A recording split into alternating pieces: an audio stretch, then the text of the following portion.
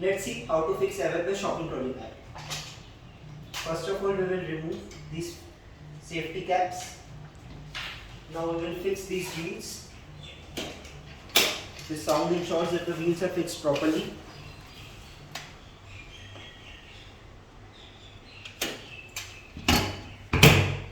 Wheels are not coming out, it means they are fixed. Now to remove these wheels, push this button inside and pull the wheels out.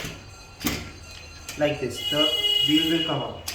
I'm again fixing the wheel, unfolding the frame, fixing this latch over here, and now fitting of bag.